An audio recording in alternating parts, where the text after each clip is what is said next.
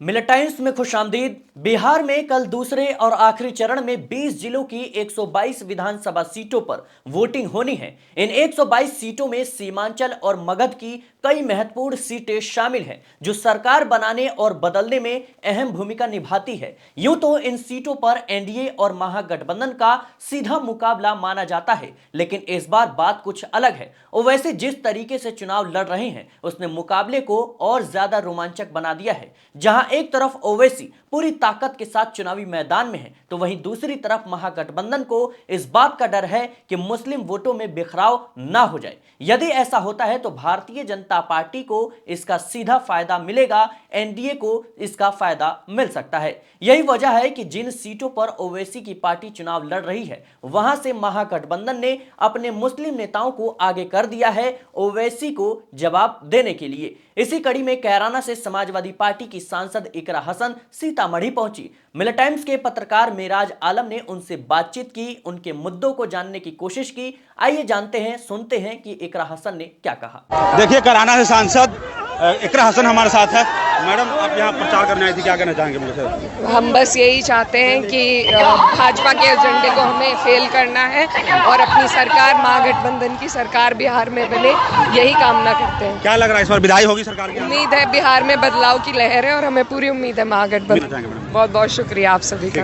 ये देखिए, इकरा हसन थी। इकरा हसन कैराना से सांसद है और सीतामढ़ी में महागठबंधन के पक्ष में वोट मांगने जो है यहाँ पर आई थी। बाजपट्टी विधायक वर्तमान विधायक मुकेश कुमार यादव के पक्ष में उन्होंने प्रचार किया और सीधे तौर पर कहा है कि अगर आप लोग बटेंगे तो धागे की तरह तोड़ दिए जाएंगे। तो जो लोग सीतामढ़ी टाइम देख रहे हैं वो शेयर फॉलो कर लीजिए। आप जो सरकार में आज बैठे गद्दा नशी हुए, ये आपकी वजह से बैठे हैं। उन्हें आपने जिताया था, लेकिन उन्होंने क्या किया?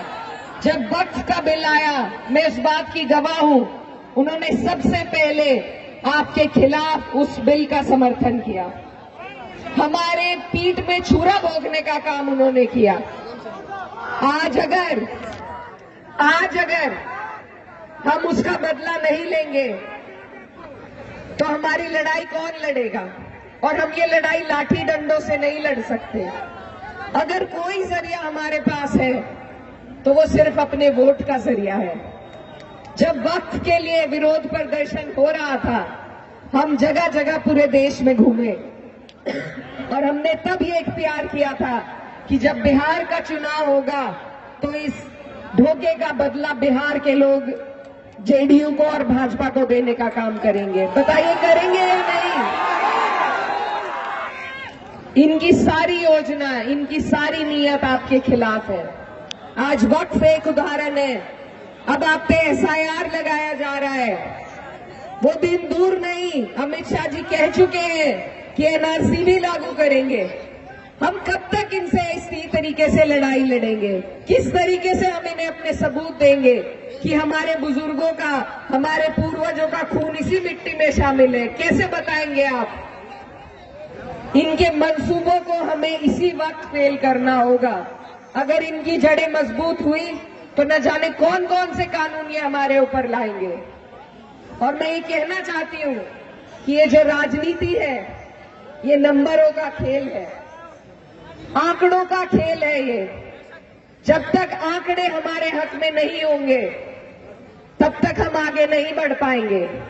आंकड़ों की ही वजह से हम वक्त में हारे थे। ऐसा मत कीजिए कि दोबारा आंकड़ों की वजह से हम बिहार में भी हार जाएं। आपके यहां से जो विधायक हैं, उनके हक में ये आंकड़े होने चाहिए। आपका एक एक वोट इनके हक में होना चाहिए, तभी जाकर आपकी सरकार बनेगी। और प्रत्याशी नहीं देखने हैं हमें सिर्फ ये देखना है कि हमारी सरकार कैसे बन सकती है। क्योंकि ये जो माहौल है, जो पैदा किया जा रहा है, ये तभी बदलेगा जब ये सरकार बदलेगी। ये हालात तभी बदलेंगे जब सरकार बदलेगी।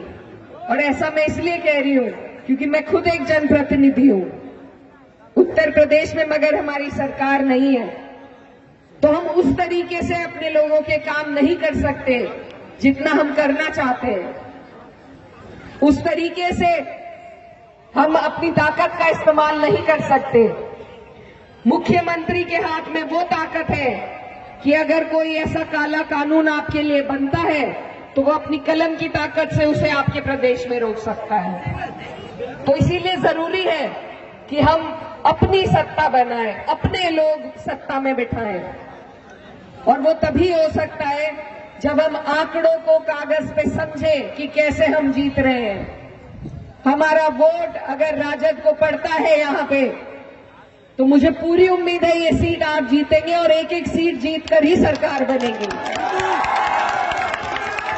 तो आपसे मेरी ये गुजारिश है कि ये जो हमारे देश की खूबसूरती है, हमारे देश का जो संविधान है, जो हमें वोट का अधिकार दे रहा है, जो हमें इस देश में सर उठा के जीने का अधिकार दे रहा है, उसकी लड़ाई अगर आप लड़ रहे हैं तो इस चुनाव के माध्यम से लड़ रहे हैं, और उस लड़ाई को आपको और हमें जीतना है। जीतेंगे या नहीं? जीतेंगे। तो सुना आपने किस तरीके से इकरा हसन जनता से ये अनुरोध कर रही हैं, अपील कर रही हैं कि एकजुट होकर वोट करें। अगर वोटों का बिखराव होता है तो एनडीए को, भारतीय जनता पार्टी को इसका सीधा फायदा मिलेगा। फिलहाल इकरा हसन के इस बयान को लेकर आपकी क्या राय है, कमेंट बॉक्स में जरूर बताएं। देखते रहें मिलत टाइम्स।